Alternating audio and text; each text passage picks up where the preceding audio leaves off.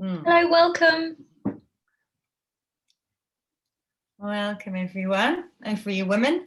That's kind of intrigued to see if any men would join this one. Yeah, welcome everybody. This afternoon we're hearing from Bex Baxter, who is going to be talking to us about menstruation in community, and also kind of looking at in the context of all the other natural cycles that we have.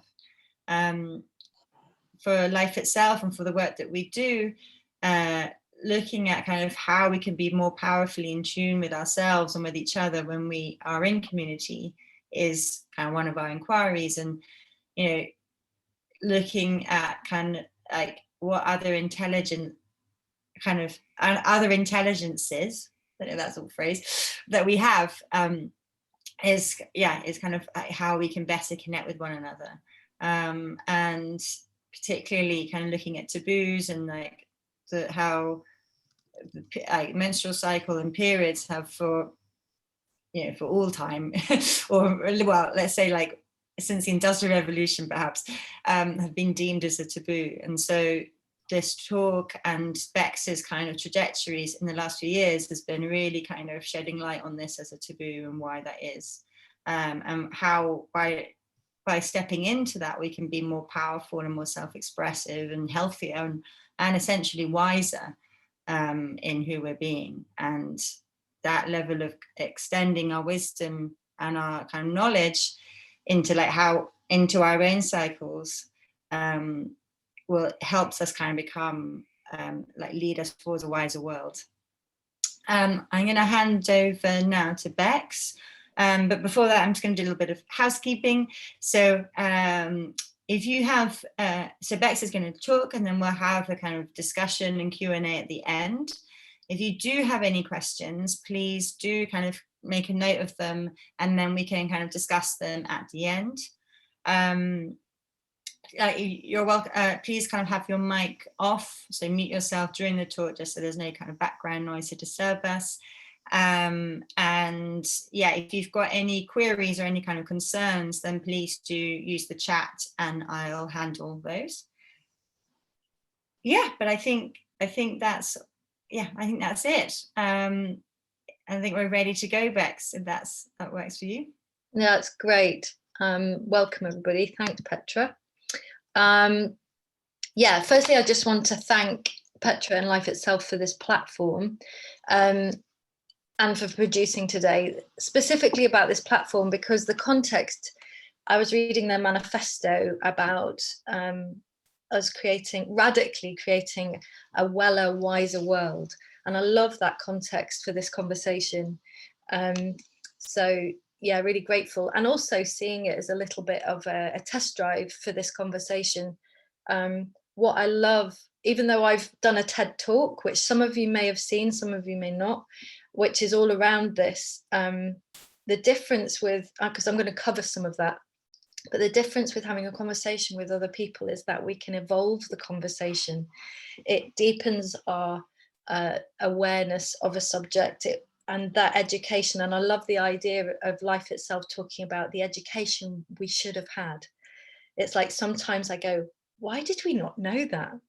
So just inviting you to be in an inquiry state and looking at yourself, maybe your story and all the different communities that you're within and how this might show up in different ways.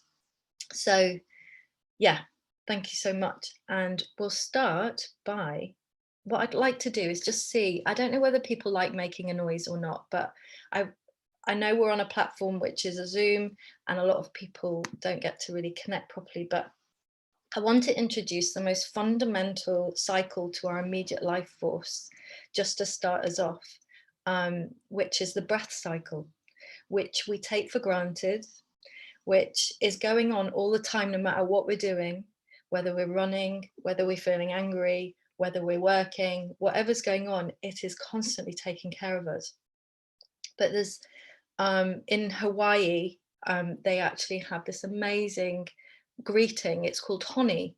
It's a traditional greeting, and in short, it means kiss. But what actually happens is they put their foreheads together and they take a breath together, a breath of life together, which is very different from us in the West, where we're shaking our hands and at a distance.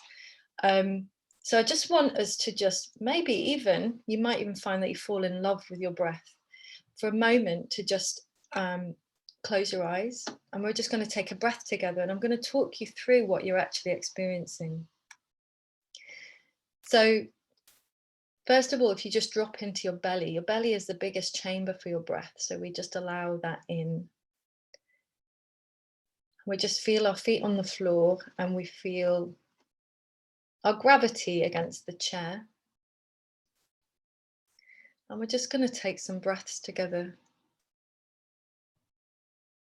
The beauty of the breath cycle is that it's actually highly intelligent, and it's a feedback system. So it lets the vagus nerve in our body know how we're doing.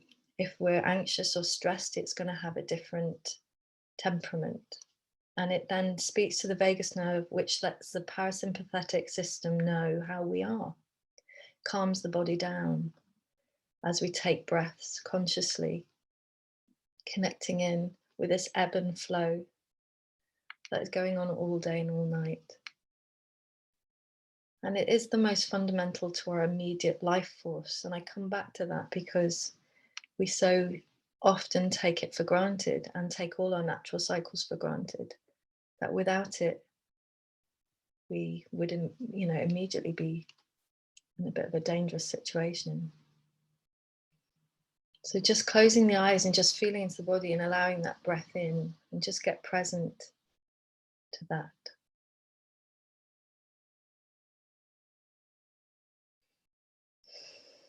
Thank you, everybody. And some people do like to talk and stuff, so I do invite you to chat if you want to write in the chat, and Petra will keep an eye on that. And afterwards, we're going to have that Q&A, so we can pick up on things that may be, so please write it down on your pad as well. So who am I? So just to introduce myself, I'm Bex Baxter. I wear a multitude of hats. I am a life coach. I'm also, I call it vocal life coaching. I blend singing lessons with life coaching together. I'm also a professional singer, and I sing with my partner, who's a singer-songwriter. And my story really for today begins in 2016, when I was the people development manager and director for Coexist, which was a hub in Bristol, a community hub, which was a vibrant space in the middle of Stokes Croft that housed, I think, up to at 400 tenants who were artists and social enterprises. And I used to call it the mothership of creativity. It was bustling and full of colour. And it was an incredible, forward-thinking, open community. And it was run by Coexist, who powered the building. We did the operations of the building. But it had a really beautiful ethos. The core purpose was always around community and well-being. And without that, we'd have just been managing a building. But the quality that brought, the substance of the experience, was incredible, and it allowed this conversation around a menstrual policy to happen. As the people development manager, I managed a number of customer-facing departments. We mainly had women there, and in 2016 we had about 25 members of staff, and about 18 of them were women. I suffered for 25 years with dysmenorrhea, so I was suffering with period pain for a very long time, and hadn't ever questioned how this was being addressed in the workplace, until I saw a member of staff bent double, white as a sheet, still serving people on reception. And I immediately just had a very normal human rights thought, which was, why are we why are we not allowing this? She just did not want me to address it. She was so embarrassed about it, but clearly suffering, and I was wanting her to go home. And I realized that we were an organization that could potentially pioneer something, create a policy, explore something on behalf of everyone else, because we were open to it. And as the only female board member at the time, I went to the board, and it was agreed that I could go along with this and create a menstrual policy for the organisation. But it needed to be a voluntary thing, because there was no, there was no funding for that at that point, and I was really up for it. So yeah, this is me and the staff at the time. And we created, what inspired me more than anything was, if we were going to do this, I wanted to involve a lot more people, a lot more organisations. I wanted the word out. Let's get a conversation stirred up. But I literally did not have a clue what was going to happen. I had someone come back to me and go, "Oh, you're so clever. You're so clever for doing that. Look at what you did." And I hadn't got a clue. I literally innocently was just following a feeling. A kind of very innate, obvious, quite practical, straightforward idea that shouldn't be happening. So we created a seminar on the 15th of March 2016 and invited 100 different organizations to come to learn about the menstrual cycle, learn about the power of it, and how it can, if we optimized it, it could actually support organizations. A lot of organizations were very interested in productivity, and still are. Not that I think that should be the emphasis, but you've got to meet people where they are and meet organizations where they are. And if they were going to listen to that conversation, that needed to be placated or addressed enough for us to look at well-being. For me, it's much more about, if we support people's well-being, it's bound to support greater creativity and productivity by default. So yeah, Alexandra Pope, I invited her. She is the co-founder of Red School, which I've sent links for, and educator at the forefront of the emerging new field of menstruality. And in partnership with Co-Resist, which was a social change events collective at Coexist, we hosted a pioneering event in which 100 people came together. And it was incredible. We've nearly created a podcast of that event, actually, which needs to go out as well. And that, on the back of that, created a massive international media campaign. Lara Owen then helped us create the policy, but for the first part, this is what happened. It went bonkers. It went from Birmingham to Beijing. It was in India. I had people contacting me who were in India at the time going, "Bex, I've just seen you in the newspaper on the beach in India," which was amazing. I was just constantly being inundated. And although this looks really exciting and fun, the emphasis that the media were interested in was the fact that we were paying women to have time off. It was so controversial as a notion, but it's that tension is what got people talking. And so there was a huge amount of support and excitement and flurry, but there was also a huge amount of toxicity and a backlash from a lot of people, but mainly women. The interesting thing was that there was a lot of men that were in support of it. And there was a lot of women that weren't. There was a lot of women that were as well, but the main backlash was from women. And I started to question what taboo actually means. And in terms of when you're talking about education and the education we should have had, I realized that anything that's a stigma, that's taboo, is repressed. And if it's repressed, it's not looked at. If it's not looked at, you're not conscious or aware or educated around that subject. You've got a disconnect to that thing. And so you don't understand it. So for women individually to have been asked to shame it, to not look at it, to hide it, to take tablets and numb it down, to fit in to what is expected means that we've never developed a healthy, positive relationship to menstruation and other natural cycles and other stigmas and taboos. So it was very interesting because what it did was, in the moment, it was teaching me about that.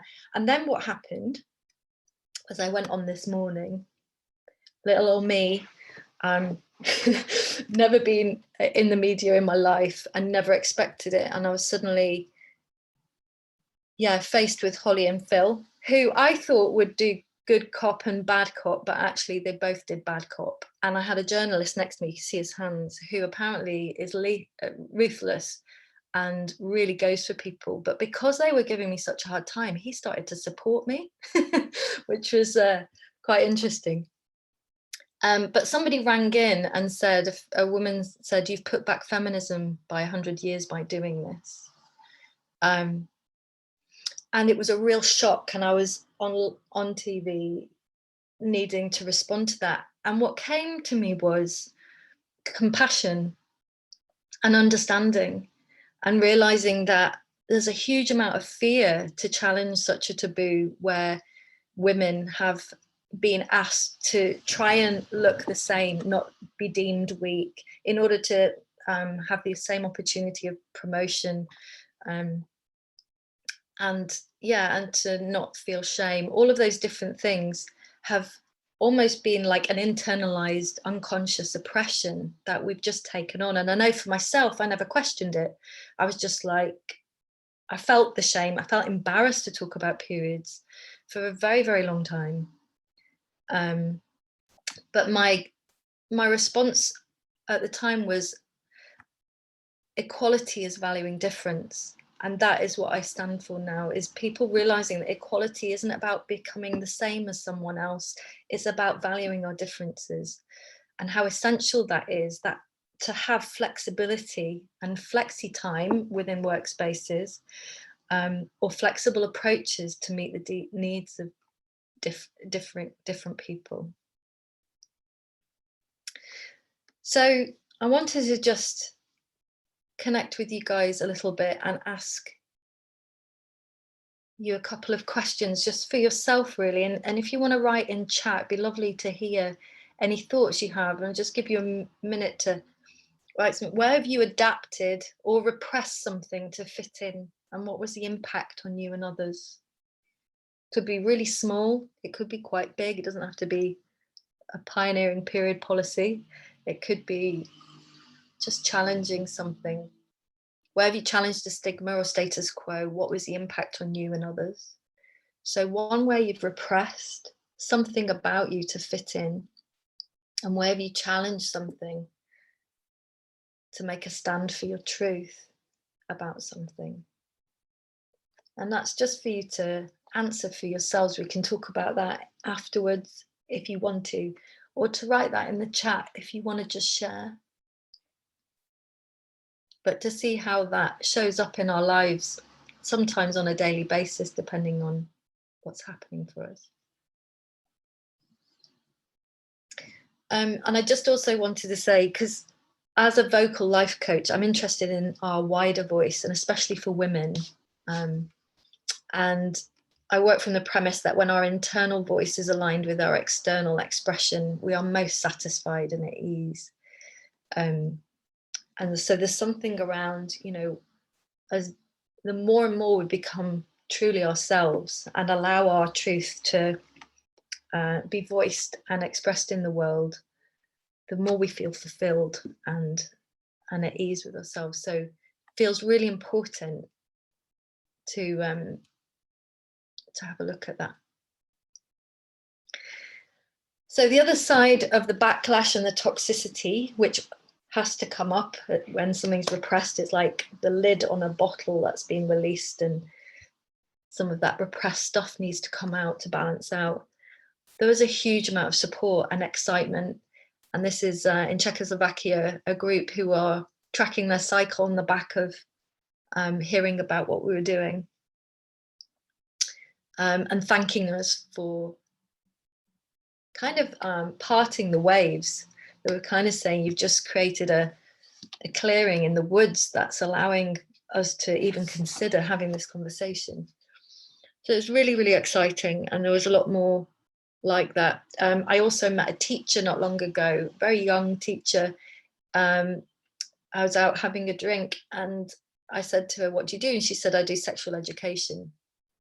And I said, oh, great. Do you do anything around menstruation for the girls? And she went, well, 2 years ago, this woman created a menstrual policy in Bristol, and it made us all come together and have a conversation. And now we do menstrual awareness for the girls and boys together. So the ripples of the impact of this was incredible.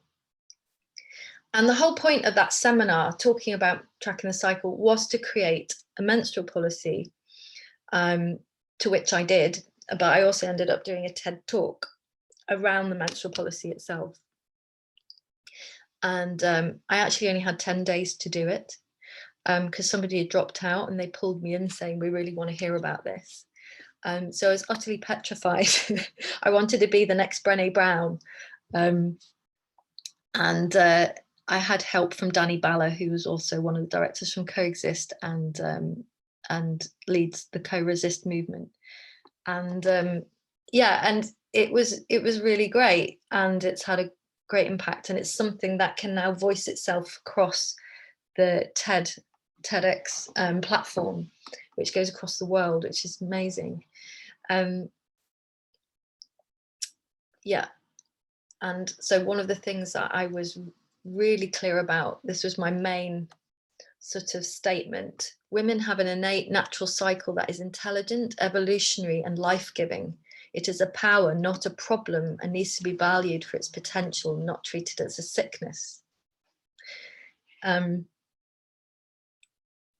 the importance of this statement is, for the first time, and also about the menstrual policy happening in the West for the first time in history, was that we were looking at it through a filter of positivity, of empowerment, not because it's dirty or because you're running a big factory and majority of women and you want the most productivity from them. So you're actually creating a menstrual policy in order to get the most out of them rather than to care for them. So creating this policy was very new, very different, with a very different emphasis and angle on it. So we created a menstrual flexi time policy, which is available to all of you. The link has been sent to some people, to everyone. There is a copyright on it, a license, and that's just to really look after where it came from and to make sure it's used in the right way. Because I read it the other day for the first time in a long time and cried because I couldn't believe how wonderful it is. But also what's possible for the future. The moment we create something, we're almost creating a stepping stone for the next thing. This policy actually took about 1.5 years to create, because we wanted to make it very, very authentic, very real to the people that were working there. So subsequent consultations were with Lara Owen, and she's a menstrual policy consultant and leader in the field of menstrual and menopausal well-being. She's just done her PhD at University in Australia on menstruation in the workplace. And so her monitoring and research was essential to really making this policy work. I wanted to talk about the permission field. So the policy, the moment it was created, meant that when I came home, because on my first period after the agreement, I felt this permission field. I felt like I was allowed to be home with no shame, with full agreement from everyone, without anybody talking behind their back, thinking I was less employable than someone else. And it was a very spacious feeling. And actually, I got a lot of tears. I felt a grief for realizing how repressed I'd been feeling around that. The results of Coexist was amazing. The staff felt even more connected. They had their menstrual cycles on their calendars. People felt that they could talk openly about it. And the interesting thing was people thought that it would be taken advantage of, but actually it meant that people felt more cared for and therefore wanted to put more in and be more involved in the organization.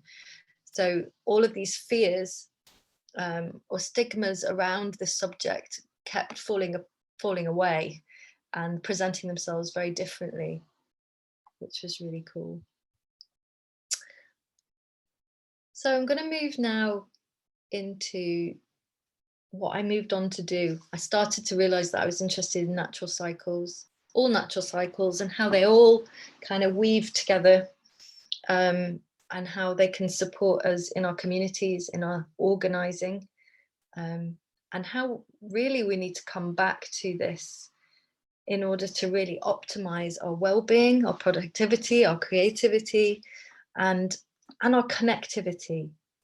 You know, if we see each community as an ecosystem, any weak spot is going to affect another area. And if we can start to really address where there are stigmas and taboos and inequalities, it's going to really help the whole. So circadian cycle, the ultradian cycle, I'm going to go into a little bit. The menstrual, menopause, seasonal, male 24-hour, our life cycle. I think we forget about that sometimes, and it's very important to kind of where we're going and how we're living now. So I'm going to introduce the circadian rhythm, which some people might be aware of and some people have. It's basically the 24-hour rhythm. And yeah, if we actually live and tune in and experiment with these rhythms and these different cycles, we can actually find ourselves to balance out. And I always say that everything in balance works. And if we're experiencing extreme tiredness or anxiety or anything like that, it can be very good to just check in and see how you are spending your energy. And I also do energy timetables. How are you spending your energy? Not so much your time, because we can spend a lot of time on something and get loads of energy from it, or we can spend a load of time on something and it take our energy. So it's so important that we start looking at how are we spending our energy. And if you actually look at the circadian rhythm, if you go through it, it even says at 10:30 in the evening, bowel movements get suppressed. There's like very physiological experiences that happen, that are very tangible. It's not just subtle things that are going on. And you can tune into and get the most out of your process, even where you do your exercise.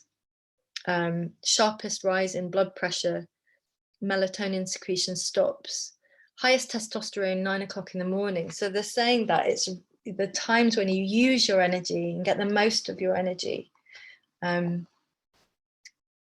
is really, really important. Now, we might have our balances out, so that might not look like that for you, but you can rebalance yourself. And the same with the menstrual cycle. Tracking your cycle can help you to balance out what's going on and actually learn about what's going on.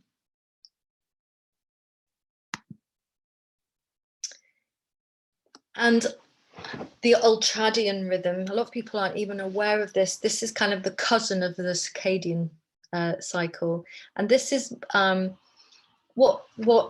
your brain works and how much energy you can spend working to get the most out of your productivity, and how often you should rest. And it's all based on the basic rest activity cycle, which is in brackets BRAC. This is a rhythm that plays out in 18 to 120 minute cycles, non-stop, day and night. It is most detectable during sleep, when we move from non-REM sleep to REM sleep and back over and over again throughout the night. And if you actually work by this in your working day, work for 90 minutes and give yourself 20 minutes break. And that means literally something completely different. So it might be going for a walk or sitting outside and just creating a break for your brain into a different this is when you can use your energy really, really well, and not create burnout for yourself.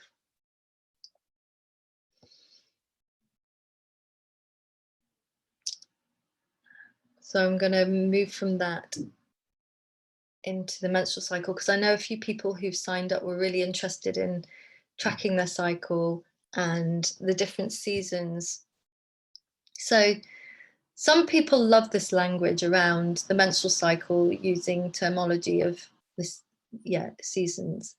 I'm much more interested in a more accessible, straight language, but some people really like this, and it can make some sense. So the spring, which is when you have your ovulation, and then you have your spring, and then your winter. So your winter is when you actually are having your period. They call it, a lot of people call it the drop or the release. It's when we're cleansing, and it's time when you're the closest to yourself. It's when everything's really visceral.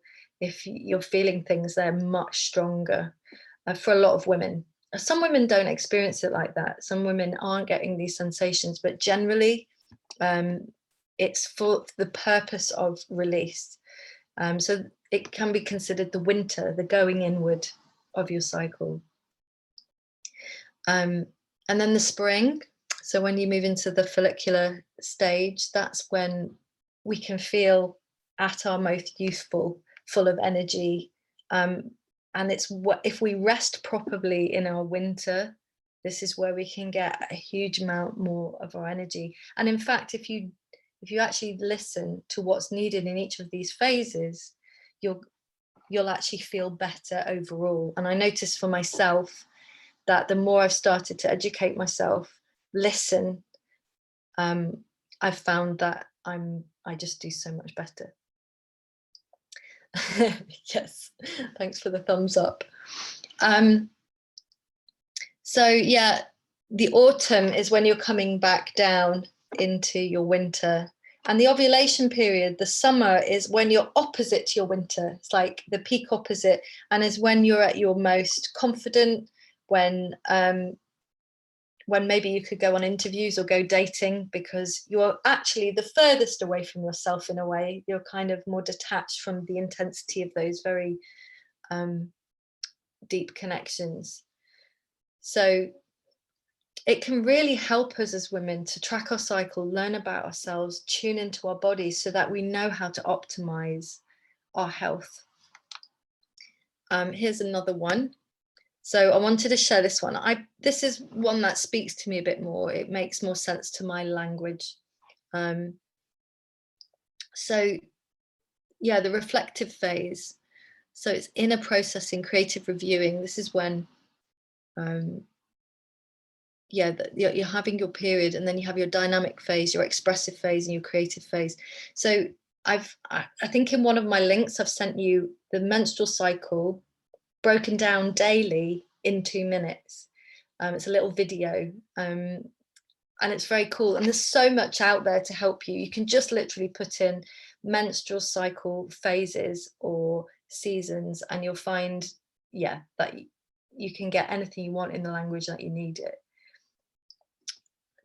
I've also put some links to the Flow app. There's a few different apps out there that, are very good. I'm sorry.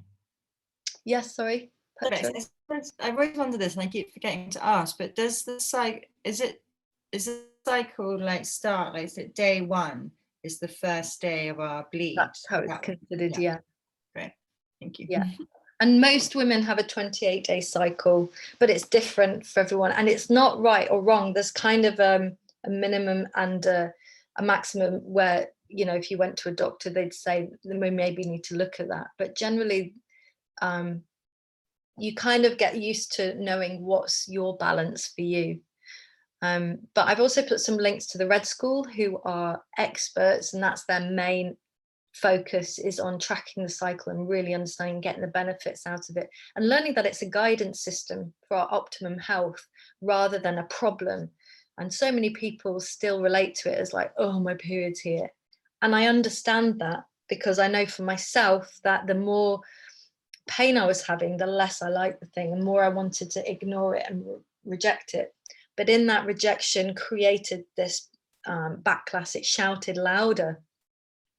And now that I rest with my period, I give it the space it needs, I've got the agreement around it, the symptoms, the angry symptoms have really calmed for me, and I've learned to take sage and different things that now really calm and allow my period to actually be what it's meant to be, which is to be a guidance system, to teach me about what I've not looked at, for things to come up that I need to feel and not repress. And it allows me to then feel at my best post period. So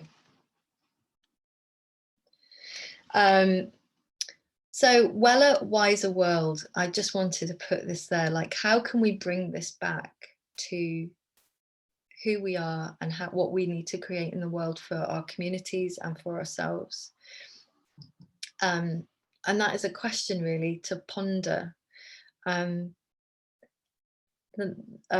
life itself say, radically create together a Weller, Wiser world. I'm just so inspired by that. And I started to think about a group of people equals community. The internal conditions and environmental factors, whether good or bad, impact the whole. It's an ecosystem. So we need to look at ourselves more as an ecosystem, and the ecosystems of the world are being seriously damaged, and that's what's causing us so much problems for climate change. So we've got these small ecosystems and large ecosystems, and they're all working together. We need to come home to ourselves, to our true nature, to our greatest intelligence, to hone the intelligence of our bodies, our heart, our gut. And this is crucial to solutioning some of the things we're going to face today. So I'm just going to finish on, whatever you can do or dream, you can begin it. Boldness has genius, power, and magic in it. And I want us to just question, what are our next steps for ourselves individually, in our teams, in our groups, in our wider organizations. Yeah. And I'm going to just read a beautiful quote from the Hopi elders just to complete, and then we'll move into a question and answer and into discussion. The great elder speaks. You have been telling people that this is the 11th hour. Now you must go back and tell the people that this is the hour, and there are things to be considered. Where are you living? What are you doing? What are your relationships? Are you in right relation? Where is your water? Know your garden. It's time to speak your truth. Create your community. Be good to each other. And do not look outside yourself for the leader. Then he clasped his hands together, smiled and said, this could be a good time. There is a river running very fast. It is so great and swift that there are those who will be afraid.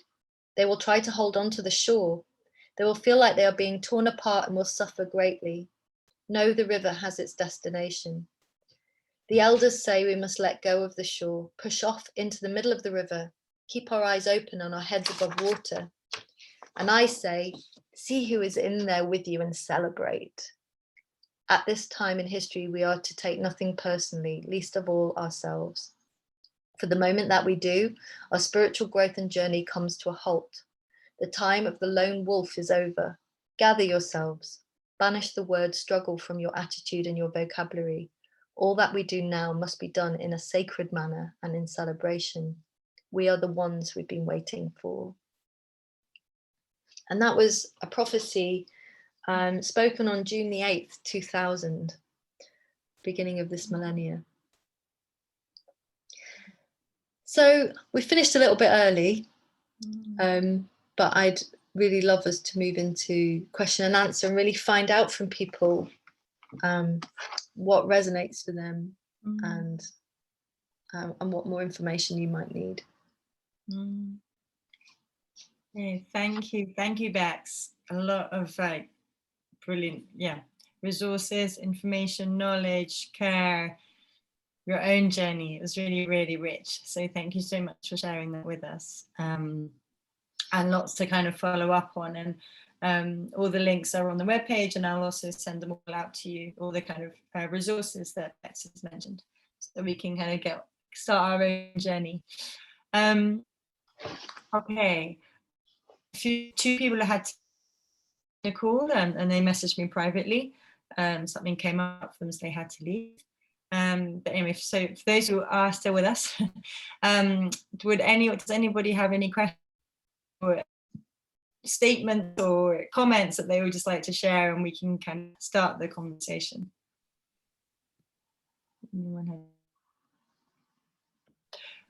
Oh yeah, Linda, I can start. Yeah. Hello. Thank you very much for this talk and for all the work that you do. It's so important.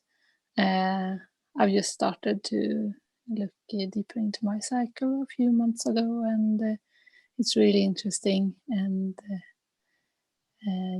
just trying to find the ways to rest when I need to, and all that. And it's lots of resistance, and so it's really good to address that, because it's really showing up, and I can be like, oh, these days I have my period, so I am not going to work, because I my husband and I have our own business, so I can actually rest when I need to.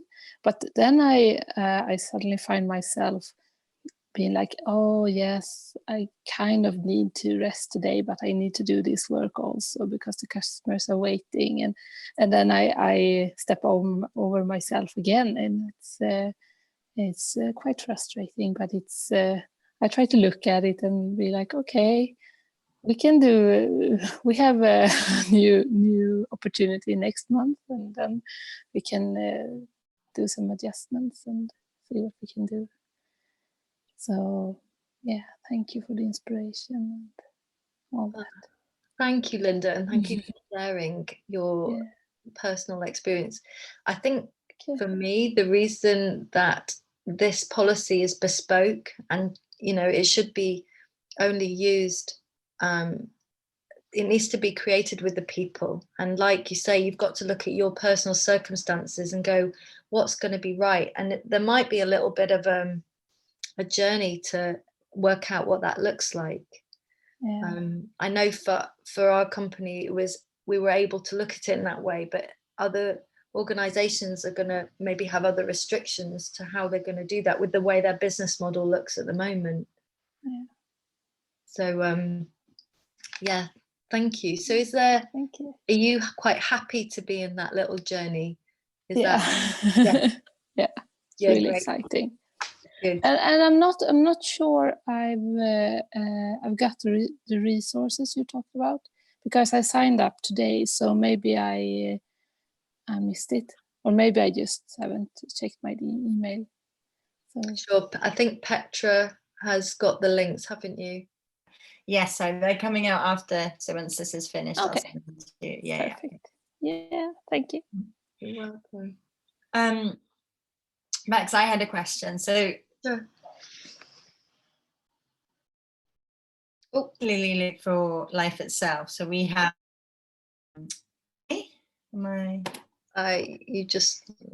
We lost you for a moment. Okay, I'll start. So for life itself, for example, we have kind of community hubs dotted around Europe and where people live, so that they're like co-living hubs.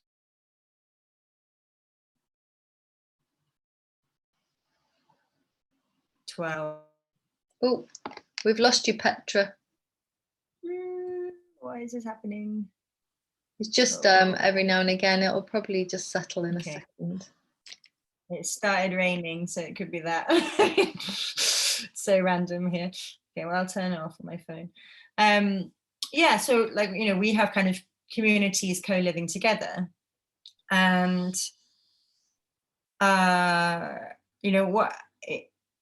as a kind of as a practice for a community to share in, to acknowledge, much like you had in the workplace with Coexist, what do you see could be possible in terms of like not just kind of working but living, like any kind of practices that like that could help kind of take the whole community on a journey, understanding more deeply the power, like what's available to them, like if they kind of track their menstrual cycle and where they take action on that.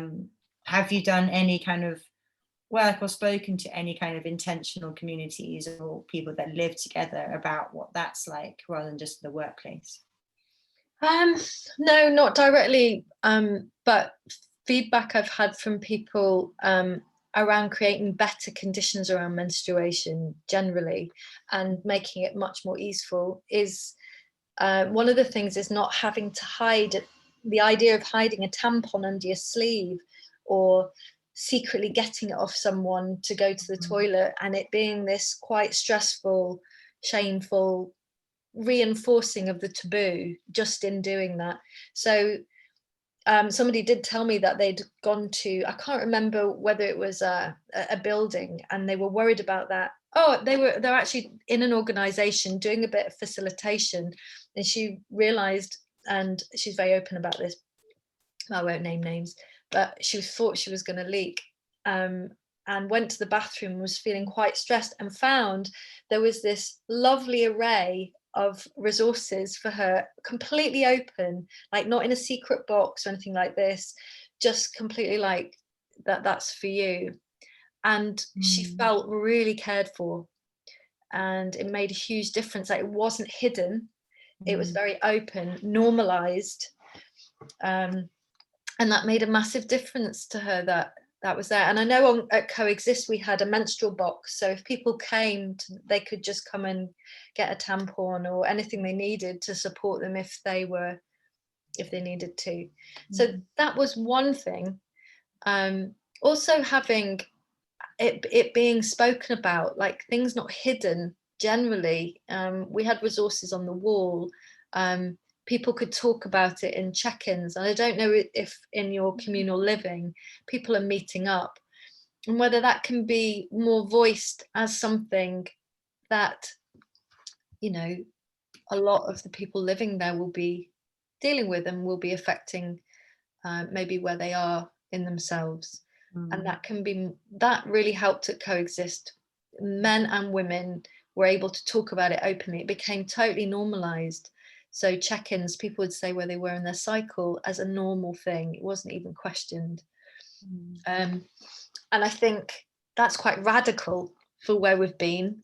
And it starts to, and also I would really recommend a questionnaire, or at least starting the conversation by asking people what they need, how it is for them. I think is essential, because it's different for everyone individually. Also where they are in the conversation, whether it's just I never talk about this with anyone, or whether someone's seriously suffering behind closed doors. Because for me, I'd black out once a month. Because I was powering through trying to take drugs, thinking I could somehow each month I thought, I'll get hold of it this time I'll win, and every time it flattened me. It was like a fight with me and my menstrual cycle. And in the end, I gave in and it calmed down. So there's a sense of anything that we're repressing is creating a tension. So how do we relieve that tension within our communities? Yeah. I'm also one thing that's hugely one thing that I really got from the period policy at Coexist was really kind of seeing, like, by tuning into the kind of, and other forms of menstrual education, kind of just tuning into like the power that is available. Like, when in your kind of, to use the season like analogies of like your autumn, so your premenstrual times. And I remember a woman saying that kind of way back when, in more kind of traditional cultures, there would be a time where those young women who were before their bleed, you kind of have a real sense like you become very erudite and very concise and very clear in your communication, because you're kind of your capacity for bullshit, let's say, is very like minimal.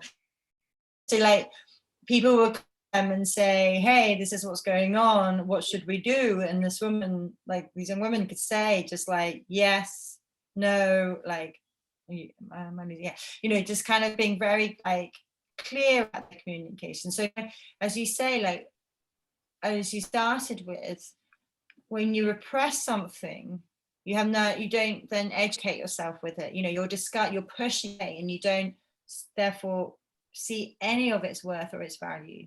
And certainly in my own journey, and what I saw in Coexist was like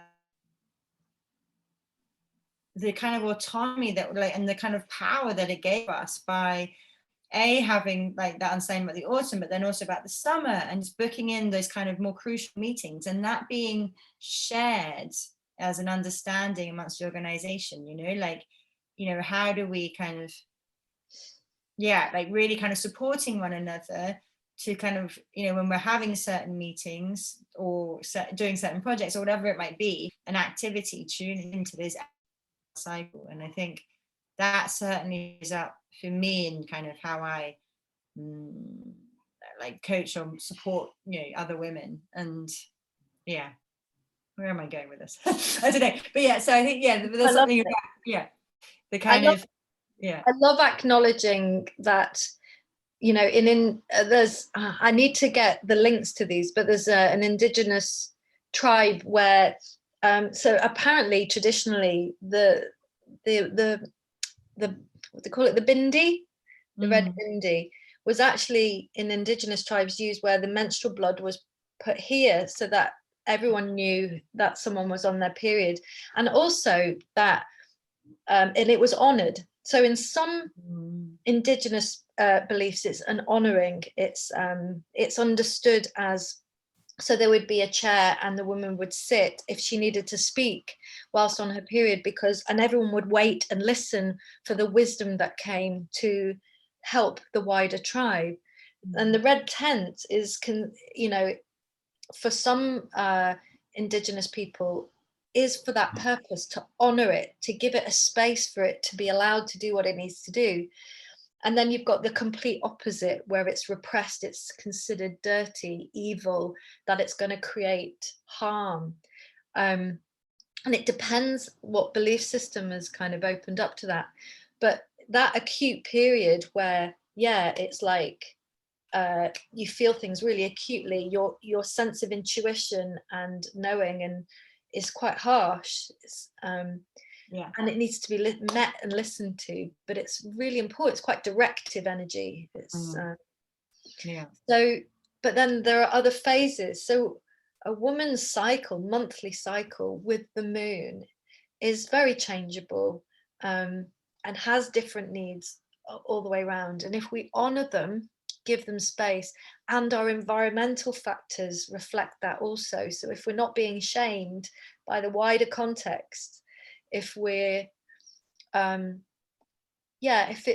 it's acknowledged for what it actually is, then it doesn't need to be such a problem. And I've been looking into PMDD, which is it's dysphoric disorder. It's actually a really intense disorder that a lot of women get, and some women have to have their wombs removed. And there's endometriosis, and these are very real conditions, and these are much more extreme conditions. And I'm not at all saying that, you know, there's a quick fix for that, but a lot of doctors don't know anything about it. There's no research around it. So to me, talking about it, raising awareness, learning about it, sharing these learnings, deepening our connection to it is essential, not just for us, but for our children. And it's also about tuning back into our natural cycles generally, learning about indigenous thinking and perspectives. When I was in Australia, it's the Aboriginal tribes talk about the 3 brains and how the most important ones are the gut and the heart. And they live by these 2. So the gut is for safety. It's letting you know quite quickly whether something's good for you or not. It kind of is close to your solar plexus. It's your will. It's your, you know, you deciding what's okay. And then you've got the heart energy, which is your desires and stuff. And they talk about how the brain is actually just used for counting. It's just, that's all. And it's there to serve the other 2. That they say you've got it all wrong in the West. You see this and you don't even acknowledge the other 2. And to me, that is possibly one element towards why we're living in a world the way we are at the moment, and that we need to come home to our human condition, our biological rhythms, which tune into the intelligence of nature, which there is no greater intelligence. Yeah, that was actually a question I had, or not question, but a kind of opening, I guess, is like, you know, what would a world look like for you where we were all men and women, like kind of operating at a level of being really led by our natural cycles, yeah, and that being our guidance, as you say, as you know, as you are using yours, like for men and women. Yeah, and you can start anywhere really. I mean, it's what I noticed for myself, that I have my energy levels are not great a lot of the time, but I'm finding that that I do my energy timetable and work out where I'm spending my energy, and that's had a profound effect on my energy balancing. And also it helps you tune into what you really want, what your heart's actually asking for, rather than what your head's telling you to do, which kind of ego kicks in and thinks you should be doing that or doing this, and it actually takes you away from your truth and what's it really, your optimum well-being and the guidance towards that. So I think it's it's a coming home really, and starting to listen to what voices are going to give us what we really need. Yeah. And yeah, as I wanted to sort of then lead up to like what your kind of the next cycles that you're looking at as well. I know, and you know, so it might be interesting to talk as well about your kind of premenopausal and the kind of, you know, the other side of the cycle as well that you're looking at. Well, so I'm 45 now, and I can sense that I'm entering that phase of perimenopausal. I've noticed, not major, I've actually calmed a lot of my symptoms recently, because I noticed I was getting really overly hot. I was putting on weight, and there was different things, and I knew the knowing that it was hormonal, and it was. And I felt like I was flailing around going, I don't know how to get in control of this for a while. And I had to do some real deep listening. And I had a look at bioidentical hormones. So there's the chemical version HRT, and then there's BHRT, bioidentical hormone replacement therapy. I looked at all the options that are available for women, which I think women need to do. You know, it's like there's different ways you can actually do a lot to minimize symptoms of perimenopausal with herbs, but they're not, you know, it's not widely talked about. You have to kind of dig in and find what people are finding really powerful, but realizing it's kind of a rites of passage, I always think, into your full potency as a woman. So the, you know, postmenopausal women to me are at their most potent. It's when they know themselves. They don't care to impress anyone anymore. Like there's a level of no bullshit, but just a groundedness maybe, or a more, and maybe also cyclically then they become more in balance. And I've heard that from a number of people saying that all of those ups and downs that come with the menstrual cycle are much more placated, so they can get on with it a bit. So there's something around how we've not deemed women who are postmenopausal in this way. We've seen them as over the hill, or no longer relevant if they're not a sexual being, you know, these awful connotations that, but to realize that isn't the case and never was. And actually, you know, Indigenous tribes put the elders as the wisdom keepers, because they recognize that potency. That journeying, that experience, they deeply honor and respect it. So yeah, I can't remember what your original question was, but no, it was just an invitation to sort of talk about your like next inquiry, which is into another cycle. Yes. Yeah. So I'm now looking forward to it, and I've sent a link to, I went to see Natalie McGrorty, who's incredible, and she's trained hugely. She has worked to overcome endometriosis and trained for 8 years on the menstrual cycle and menopause and fertility, and she's a coach, and I felt very blessed to have met her, and for her to look at and sort of explain, oh, that's probably estrogen, or doing this and this and the other, and really not having ever inquired on that level, and getting some ideas about what might really serve me as an individual, how my body works and how it's responding to these hormones.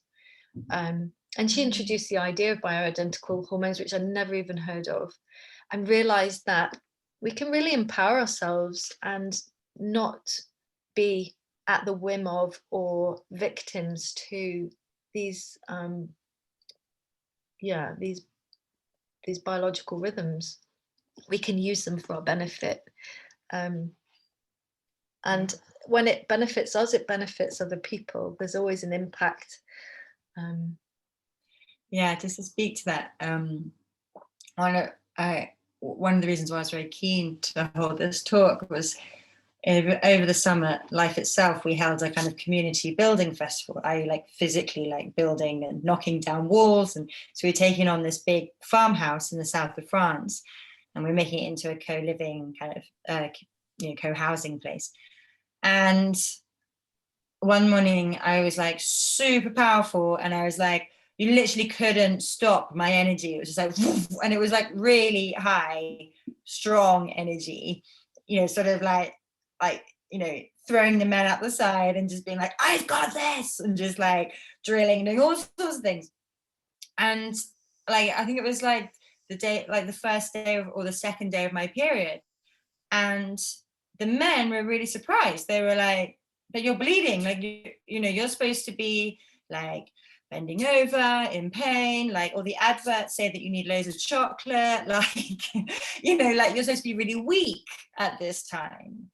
And I've always had this like annoyance about this, like not annoyance, I think it's very sweet, but like this sort of, you know, there is a kind of a misguided interpretation as well of like what having a period is and means. And like for me, because I mean, especially since I've been charting, and I've also been very fortunate to never really struggle that badly with cramps, but especially since I've been charting it and resting more in my kind of premenstrual times, like my energy is phenomenal when I first have my period, and then I rest after. It's like 2 days of like boom, and then I'm like again out.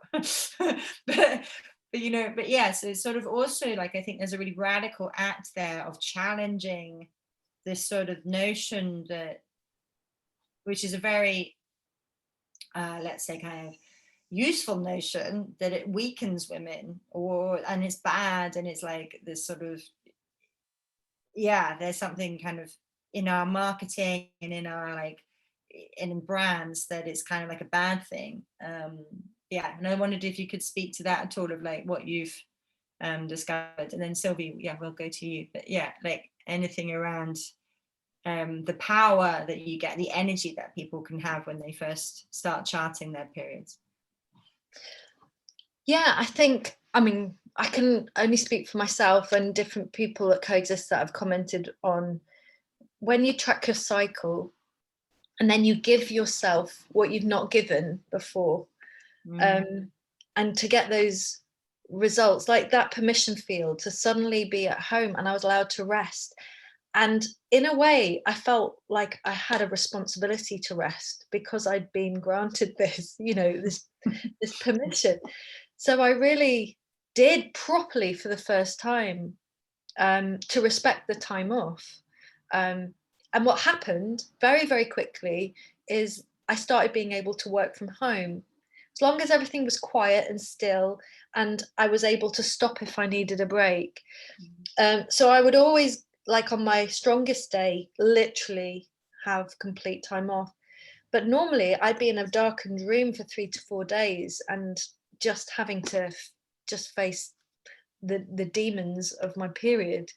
But it softened, it lightened. I think stress and cortisol has a massive implication on just making anything you're experiencing a lot harder. But if you're experiencing such tender releasing and everything's very acute, to then have stress on top of it is just, for me, the combination can't go. So trying to work through and pummel creates that stress when your body's going, I need to stop.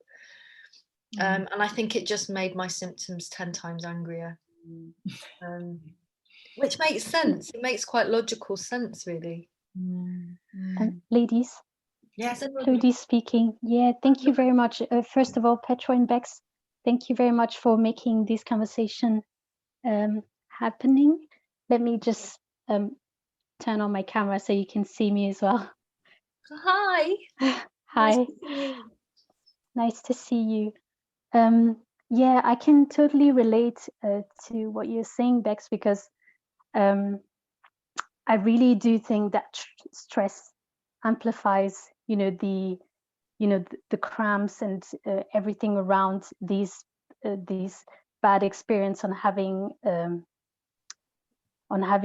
being on your period. Yeah, and it happens to me, and I do sense that, I kind of there is some sort of dreading my period, when I feel the signs days before, and a week before usually, and I just realize, oh no, it's that time of the month again. And so I'm really trying to find ways to turn it into something beautiful, actually, like you mentioned earlier, rather than seeing it as something dirty, something bad. However, it's always, you're at war within yourself. You're trying to make it at something, as something that is actually making you powerful. And I have sensed that before, because so when I was in my early 20s, I used to take pills that suppressed my period entirely, not because I wanted to, because they were prescribed to me. And I just took them, without knowing what I was doing. And I didn't really feel like a woman at that time. I really felt like I was just some pill swallowing machine, basically. And I just felt like a disconnect with myself. And and then when I stopped taking those pills, I just realized how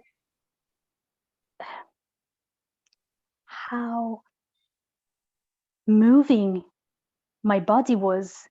I could feel something alive inside of me, and it was just beautiful to feel. And at the beginning, my cramps weren't that bad, and I truly embraced it. And so I really don't know, especially now, because I do feel that, the cramps are getting,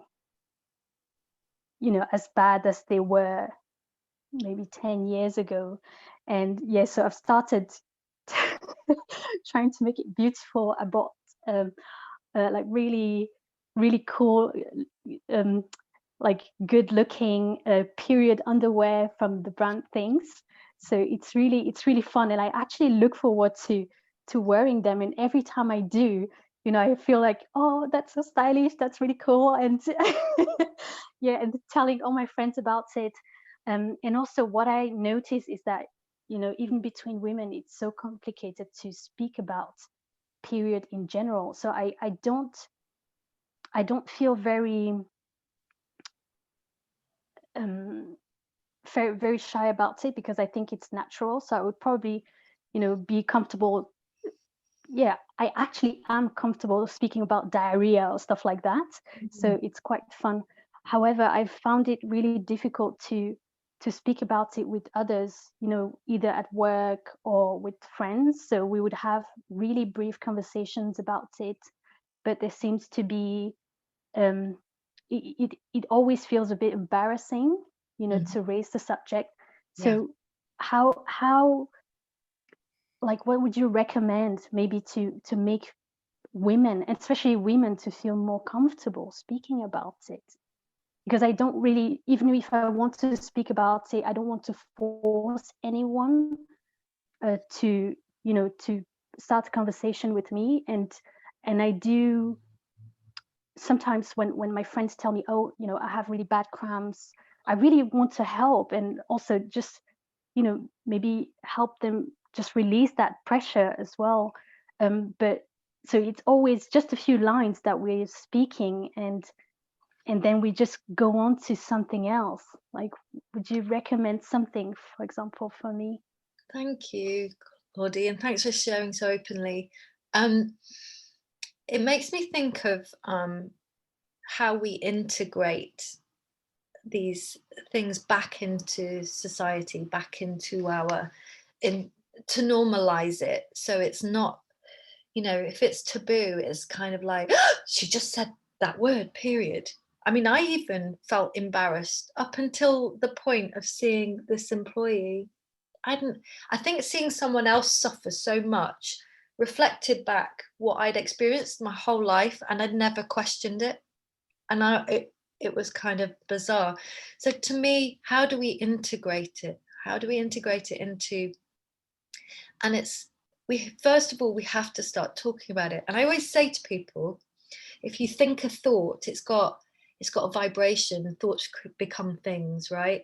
But then I go, but if you declare something and you're witnessed in it, it gets bigger. But if you take an action, it's kind of exponential, kind of dominoes. So I just really believe in, like, all actions and all inactions have an impact. So we need to do something.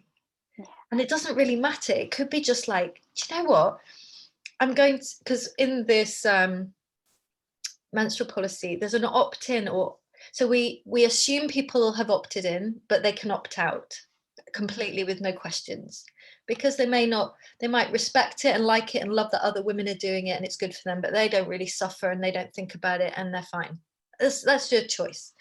So there's this lovely idea of going, you don't want to ram it down everyone's throats just because you think it's great, but what we do want is to be able to empower it so that it's not a taboo anymore, a stigma. So for example, the flexi-time model took away this stigma because it meant women could take time out but put it back in without being told they're just getting this free time and why they're doing that.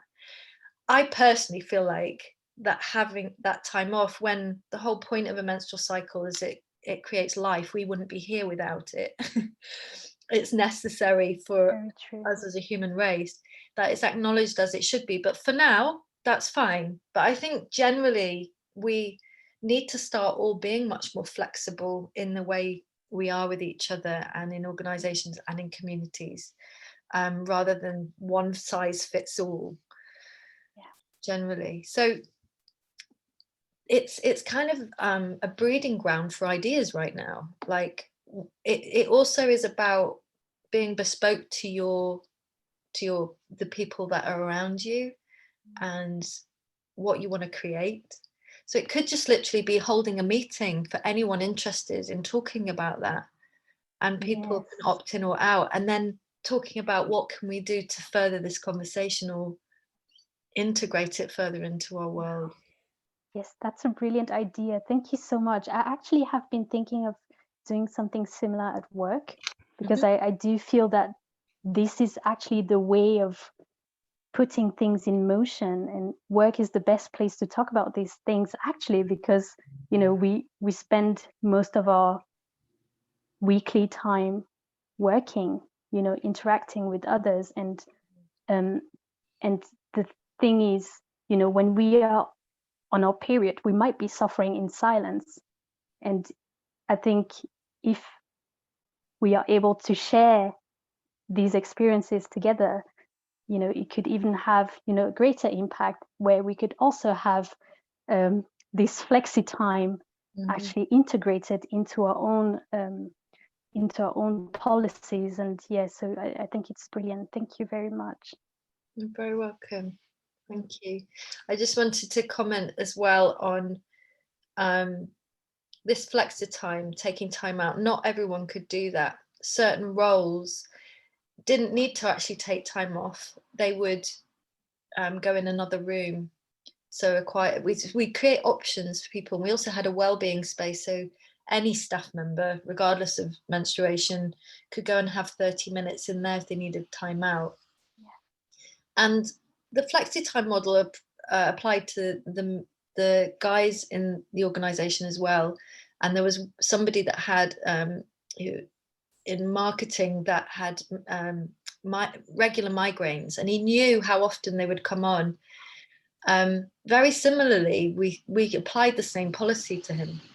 So he would plan for it and make sure that if he took time out, his time would be covered. It's beautiful. Yeah. And very inclusive as well, because there are different types of suffering, of invisible sufferings, and and it's only fair to allow that flexi time to other people as well. Wow. And actually, a lot of women with endometriosis tend to work for themselves because they can't fit into the patterns of a 9 to 5 or the structures that are there. They're not flexible enough to work with that. And I also think this should widen to mental health, because I know people that have had bipolar, for instance, and when they're good, they can work for 10 people and it's incredible, but when they're down, they need space. And it makes you think, what if we could be responsive and solution orientated, and that would allow more inclusivity and compassion rather than shaming people for their experiences.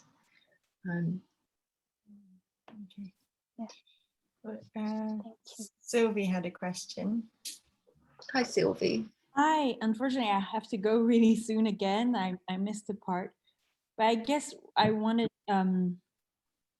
first I wanted to know if you heard about the menstruation policy in Taiwan, because my mom, since she was in her even lifetime, when she was in her 30s, so that's been a while, like they always had like a day, they could take a day off because they had their period. I didn't know. And is it for positive and empowerment, or is it for productivity? It's not for anything. It's just like, you're a woman, you have period, you can take time off. That's great. Well, if it's there, I've never heard of it, but that's great to hear. I'll look into it. The other thing is, what you said about, I've looked a little bit in your presentations, like, but if women have time off, what about men? And I think at Life Itself, we cover a point, which is what we talk about, the myth of equality. And I think women, we've suffered a lot that we have to be equal as men. And it's like, well, it is not women even. It's like the female body, because, people sometimes are born male, but relate to themselves as women. But there is something as the female body that is different from a masculine body. That's why I like the distinction female, male, maybe, the female and male, rather than feminine, masculine. And it's like, I remember, when I had my kids and was pregnant and delivered my kid, I was like, my body is definitely very different than a male body. It's doing things. And it's like kind of really addressing that we're not equal. Like, we're fundamentally unequal physiologically. emotion, like in all various way. And it's really important to kind of celebrate those differences and to be able to tend to them, so that we can. Internet is really so. And I question, but unfortunately I had to go in the middle of meeting because I had another meeting. But what I really got is that from this talk is, I myself often don't give myself the time to like be present to my own rhythm. And often it's actually my husband who's saying like, hey, Sylvie, you know, your period is probably going to come. That's why you're really cranky. And I'm like, no, you know, how dare you? He's more aware of my bodily rhythm than I am aware of it. And it's like, you can bring that awareness. It happens that you're a lot weller in yourself, and therefore the person that you are for your community and for your vine, like you just contribute more. I think no, please carry on, sorry. I don't know if I had really a question, but I guess it's I can see why you would have hit quite a lot, like some resistance, what you said, even from women themselves. And I wonder, how do you respond?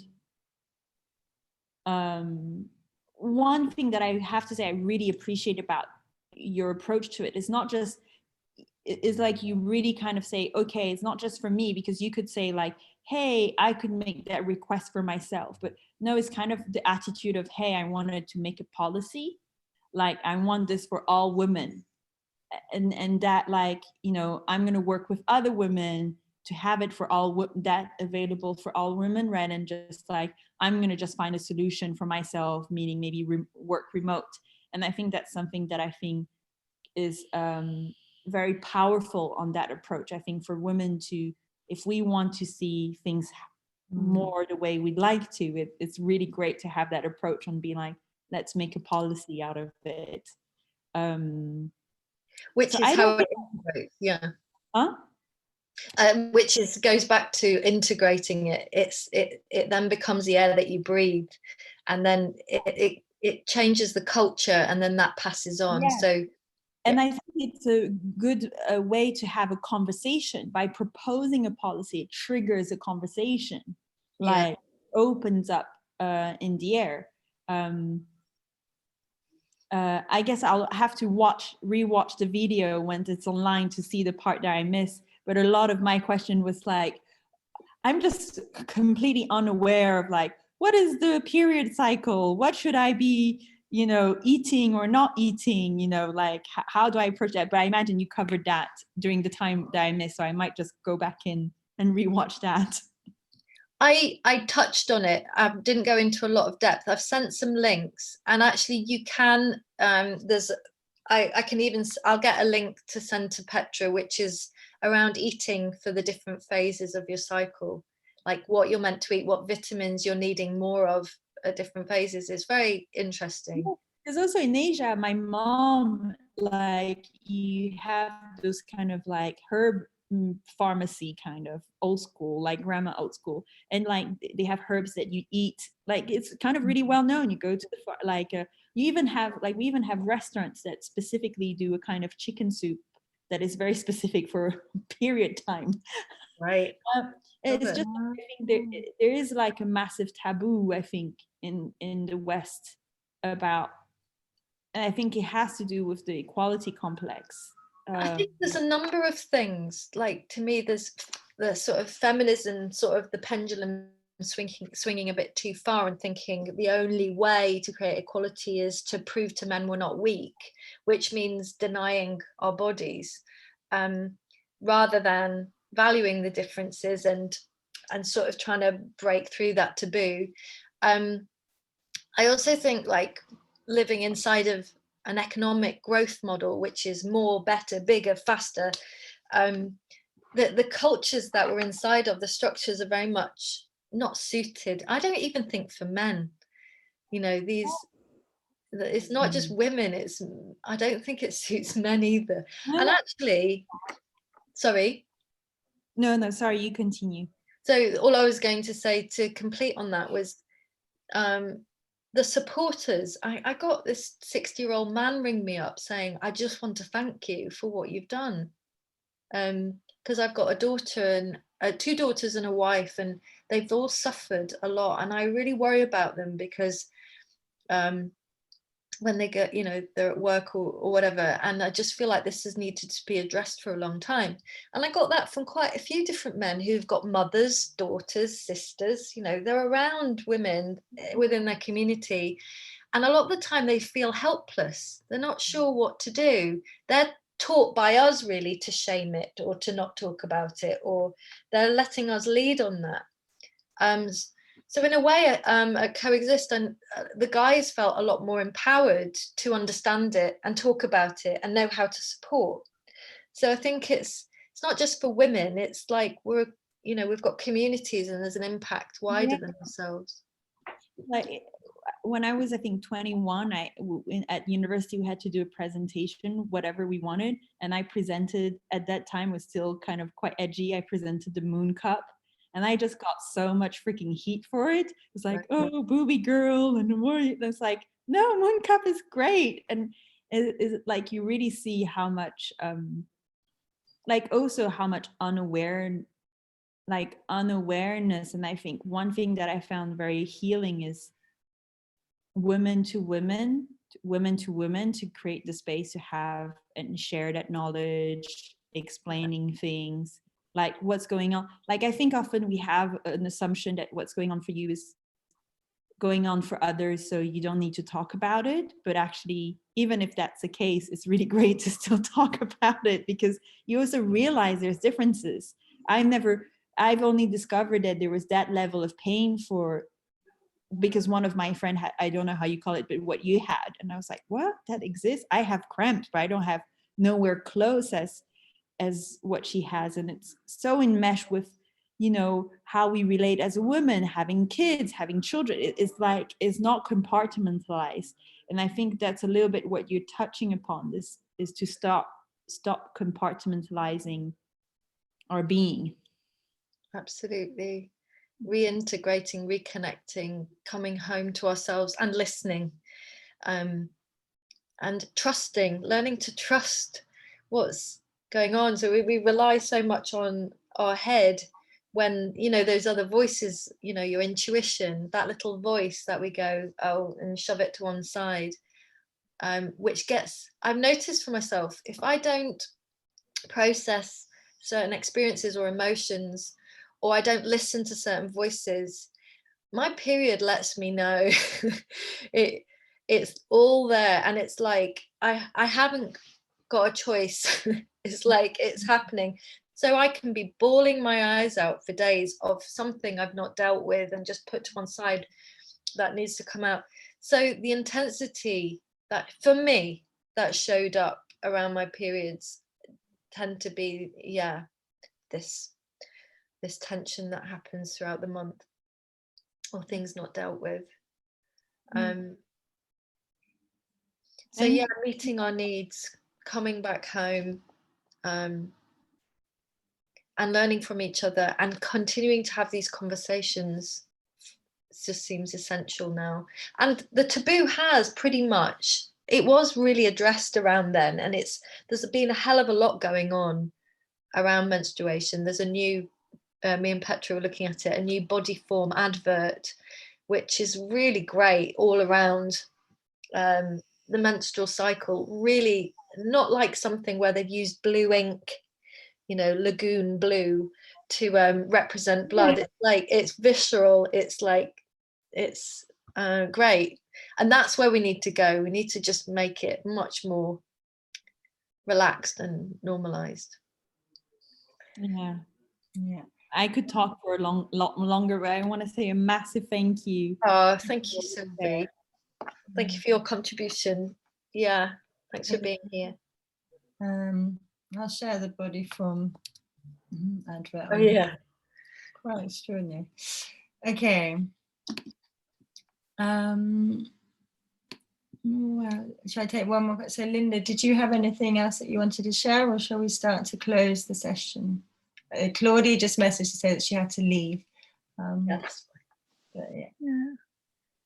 Yeah, I can say a little, just something I realized a few days ago, actually. And it was that when I was pregnant, I was feeling so good. And I was pregnant with twins. And so I had to rest a lot and just really take care of myself so that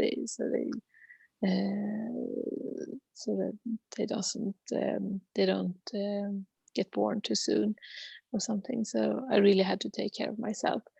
And I was like, oh, it was so nice hormones, and I would do it all over again just to get those hormones because it was so nice. But then I realized that one of the things that was so nice about it was that I took care of myself and listened to my body, and that maybe it wasn't actually the hormones, it was actually the fact that I was like reading books and being like, oh, now this is happening in my body, now I might feel like a bit like this or a bit like this, and I really felt into it, and I realized that it's a lot of power in it, and I think I can find it in everyday life now also. So really exciting. So I just wanted to share that. So much. Thank you so much for today. Yeah, it's really nice to have had you. I know there was only a small amount of people, but I'd love to continue this conversation, and I don't know, me and Petra are going to chat about that and where we could go next with it. So yeah, watch this space. It'll be great. And it'll be great to see you again, Linda, and another forum. Thank you. Thank you, everybody. Do you want to just check in, Petra? Should we just close? Yeah. And So then I had lots of, just to let you know that everyone who left sent lots of loving messages saying thank you so much for this conversation, and they're all going to be watching the video afterwards. But yeah, it was like lots of paragraphs of like messages, so everyone that like need to know that and how precious it was. So yeah, thank you, Bex, for that. And you know, having worked with you during the time of the menstrual policy and period policy, and like I just want to have this conversation all the time, much like Sylvie was saying. You know, I just think we each glean so much from it. It's almost like the kind of this, you know, in a cyclical way, like every time you go around the cycle you discover more things, and exactly. just, yeah, it's just so, and in so doing you're keeping it alive and keeping this conversation alive for others, and in our sharing, and you know, those who couldn't make it today, it's still alive for them, right? And it's a reminder that this is there, and there are other ways of honoring our cycles, or even just honoring it to start with. So I really thank you for being up for sharing this today, and I really look forward to kind of continuing this, going through like different stages of it and unpicking more. So thank you so much. Welcome, my pleasure. Would it be all right if you and me just carry on and check in? Yes. So you, and we say bye to Linda. Bye, Linda. Bye, Linda. Thank you. Bye bye. Bye. Bye. Yeah.